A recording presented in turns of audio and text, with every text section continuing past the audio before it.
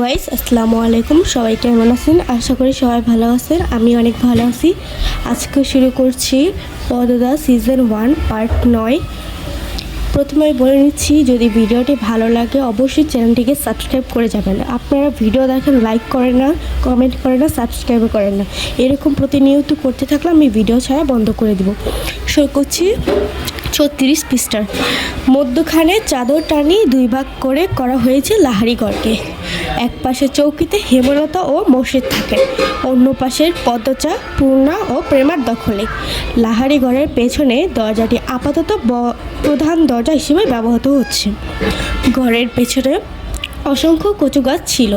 হেমলতা মোর্শেদকে নিয়ে সব কচু কেটে জায়গা খালি করে সেখানে তৈরি করেছেন মাটির চুলা। বড় সড়কে ওঠার জন্য ঝোপঝাড় কেটে শুরু করে পথ করা হয়েছে। এতে অবশ্য মোর্শেদের মত ছিল না সড়কে ওঠার একটা পথ থাকতে আরেকটা পথ তৈরি করার বিপক্ষে তিনি। হেমলতা 2 মেয়েকে নিয়ে সব ঝোপঝাড় সাফ করিয়ে শুটিং দলে অনেক মানুষ।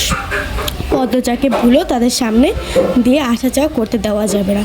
হেমলতার মাঝে মাঝে ইচ্ছে করে পদ্মজার মুখ পুড়িয়ে দিতে, পরক্ষণেই নিজের ওপর ঘৃণা হয়। একজন মায়ের মনে কি করে নিজের মেয়েকে নিয়ে এমন ভাবনা আসতে পারে? পদ্মজার হাতে সূচ ফুটলে তার মনে হয় নিজের শরীরে আঘাত লেগেছে। কেন এত টান পদ্মজার প্রতি? ভেতরে ভেতরে এ প্রশ্নের উত্তর তিনি জানেন, কিন্তু প্রকাশ করে না। না জানার ভান ধরে থাকতে হয় তাকে। আম্মা, আমি আজ রাতেই। পদ্মজার প্রতিদিনকার প্রশ্ন। হেমলতা রাতটা দিবেন না। হেমলতা বিপদ আপদ ছাড়া পদ্মজাকে রান্নাঘরে পাঠান না। সোনার শরীরে পাতিলের কালি লাগুক চান না তিনি। হেমলতা হাসেন। পদ্মজা মুগ্ধ হয়ে দেখে হেমলতার বয়স 36, শ্যামলা চেহারা, দাঁতগুলো ধপধপে সাদা, চোখের মনি অন্যদের তুলনায় বড় এবং কালো চোখ দুটিকে পদ্মজার গভীর পুকুর মনে হয়। সিমসাম গরম। পূর্ণা যেন মায়েরই কিশোরী শরীর, তবে তারা 3 বোনেই মায়ের মতোই চিকন আর লম্বা হয়েছে। হেমলতা সম্মতি দিয়ে বলল, আজ তুই রাঁধবি? পদ্মজা ভাবেনি অনুমতি পাবে। সে আদরে উল্লাসে প্রশ্ন করলো, সত্যি আম্মা? সত্যি। আসরের আজান শিখ কবে পড়েছে? দ্রুত যা। পদ্মজা রান্নার প্রস্তুতি নিচ্ছে। পূর্ণা প্রেমা হিজল গাছের নিচে পাটি বিছিয়ে লুডো খেলছে। প্রেমা বারবার বাটপাড়ি করায় এ নিয়ে কিছুক্ষণ পর তর্কও হচ্ছে তাদের মাঝে। সকালে বৃষ্টি হয়েছিল। রান্না করতে গিয়ে পদ্মজা ভেজা মাটির সোদা গন্ধা পেল। মাটির ঘ্রাণ তাকে খুব টানে। মোর্শেদ বাড়ি ফিরে পদ্মজাকে রাস্তা থেকে কপাল কুঁচকে বললেন। ঘরে ঢুকে হেমলতাকে মেজাজ দেখিয়ে প্রশ্ন ছুড়ে দিলেন, এই সেরি রান্ধে কেন? হেমলতা নির্লিপ্তভাবে জবাব দেন, আমি বলেছি, কতদিন কইছি এ সেরির হাতে রান্ধন আমারে না খাওয়াইতে। মোর্শেদের কঠিন স্বর পদ্মজারও কানে আসেন। মায়ের অনুমতি পাওয়ার খুশিটুকু মুহূর্তেই ফাটা বেলুনের মতো চুপসে যায়। সে জানে এখন ঝগড়া শুরু হবে।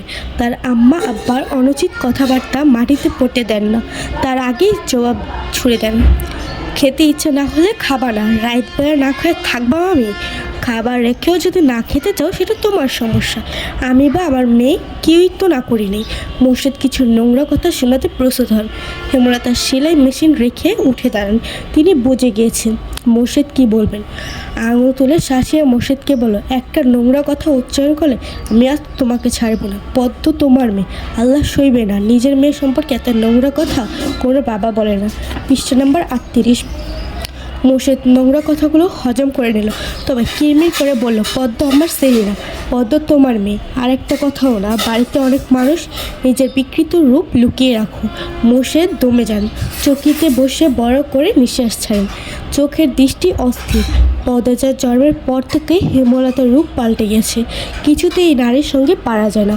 অথচ একসময় হেমলতাকে কত মেরেছেন। হেমলতার পিঠে, পুরুতে, ঘাড়ে এখনও মারের দাগ আছে। সময় কোন জাদু বলে হেমলতাকে পাল্টে দিল জানা নেই মোর্শেদের।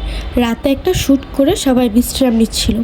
চিত্রা তখন কথায় কথায় জানালো, মগা যে মেয়েটার কথা বলেছিল তাকে দেখতে লাহারি ঘরে গিয়েছিলাম। চিত্রার কথায় লিখুন আগ্রহ পেল না।